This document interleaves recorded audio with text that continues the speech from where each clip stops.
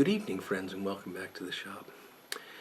It is Friday evening, February 1st, and I'm enjoying this Marksman Jumbo with some Cornell and Deal Bijou.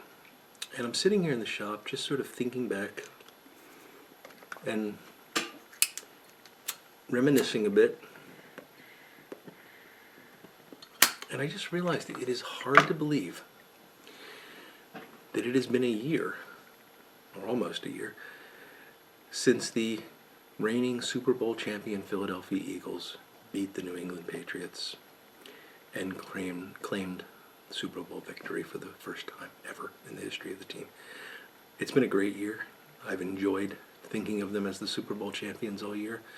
But now that time is passing. It's time for another game to be played. Yes, this Sunday is Super Bowl 53. A day when all of America takes some time out to watch overpriced commercials and a halftime show with musical groups that only 12-year-old girls will recognize. While I know that many of my viewers are football fans, I also realize that quite a few are not. And also I know that quite a few of you are not in the United States, and you probably think that I'm talking about that boring sport where everyone runs around randomly for 6 hours until a ball accidentally falls into a giant net. I'm not. Now, despite all that, no matter how much you dislike football, no matter how much you want to get away from it, you really can't escape the fact that this Sunday is Super Bowl Sunday. It's going to be on the TV everywhere. Your neighbors are going to have Super Bowl parties. Just give in, watch the game, and enjoy it. So with that in mind, I thought it might be useful to put together a helpful guide for the confused pipe smoker to help us all enjoy the game. Now, it's obvious that the first thing you have to do is choose a team. This should be simple. Particularly simple for us because pipe smokers are all good and decent men. And as good and decent men, we will likely do the right thing. But there are two teams playing, and as always is the case with the Super Bowl, given that there are 32 teams in the NFL, it's statistically likely that your team is not going to be playing on Sunday. So, you therefore are probably not a fan of either team. Well, someone is always going to argue that this particular team is America's team and everybody enjoys watching them. Well, we know that's just a sign of bad parenting. So, how do we actually choose? Well, I believe you need to look at the whole picture. You can't just look at one player. You can't just look at the coach. You can't just look at the quarterback.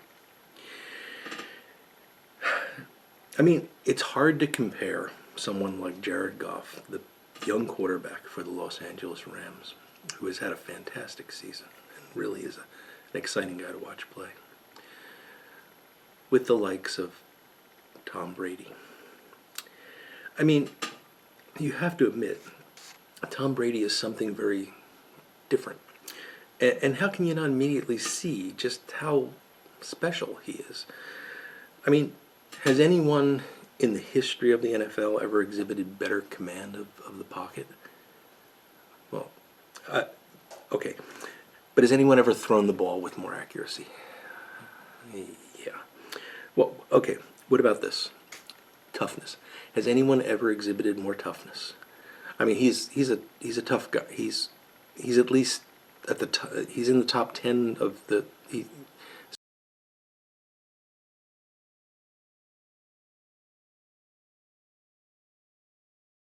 So he's been tough a couple of times. He's sometimes okay. I got you here. Has anyone won more consecutive games to pull off an almost but not quite perfect season? Yeah. Okay. Well, enough about quarterbacks. You can't judge the team by just one player. And likewise, you shouldn't make the mistake of trying to judge the team by just the coach. I mean, sure, the coach is the general that leads his team in the gridiron war, and I get that. I get that they're important and they're sort of the central driving force, the heart of the team. But how can you compare Sean McVay, a young up-and-coming coach who will actually be the youngest coach in NFL history to coach in a Super Bowl? How can you compare him with Bill Belichick, a grumpy old man of questionable moral character? I mean, Belichick has literally changed the way the game is played. He has expanded the use of technology in ways that many people thought would just never happen. He has essentially added the officials to the team. It's unthinkable. I don't know how he managed to do this, but we can only assume that it was a great personal expense, that he brought these previously aloof and distant referees into the fold so that they could enjoy the game as much as you and I. It's a remarkable accomplishment. Heck, old Billy Boy even managed to get the grounds crew involved in a game. Now that's an accomplishment that would just be hard to top, especially by somebody as young as young Jared Goff. And of course, Bill Belichick has even made subtle changes to the very equipment that is used to play the game. Yes, the team of Brady and Belichick, these two legendary people have forever changed the face of the NFL. But we recognize that a team is more than a coach and it's more than a quarterback. What about the rest of the team? We really should look at the entire well, on second thought, I think you get the idea. Look, I know that you Saint fans are mad. And I know that you Chiefs fans are mad. And I sure the heck wish that it was the Eagles playing on Sunday, but let's face it, that bird flew mid-season. But this is a time when we all need to come together to battle the forces of darkness. This Sunday, we are all Rams fans. So what about tobacco and drink pairings for the game? Well, there are of course a great number of tobaccos from which you can choose. And obviously, you're going to want to pick something that you enjoy. However, I do recommend avoiding a few blends that might possibly suggest false allegiances were you to smoke them during the game.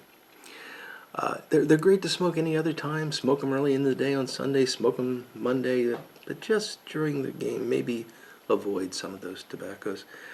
I would recommend something like Danny Kaye's blend from Kramer's Tobacco in Los Angeles. Great blend. You'll enjoy it.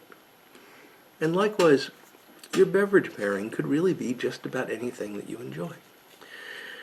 I, like many of you, will be probably having a few beers. And as with the tobacco, there are a few that should be avoided. But really, just about anything else will be fine.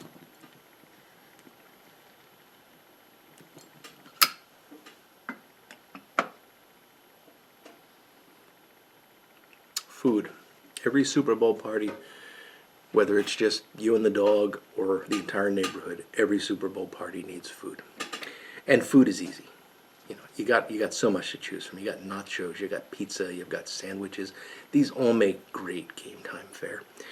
I really don't think you can go wrong in the food department. Well, I guess there are a few foods that you should avoid, but who in their right mind is going to serve baked beans and chowder at a Super Bowl party? The most important thing is to take the time to enjoy the game and to have fun with friends and family. To root for your team and to join me in saying, may the best team win. And take comfort in the fact that the best always will triumph. And if they don't, it will be because the Patriots rigged the game again. Enjoy.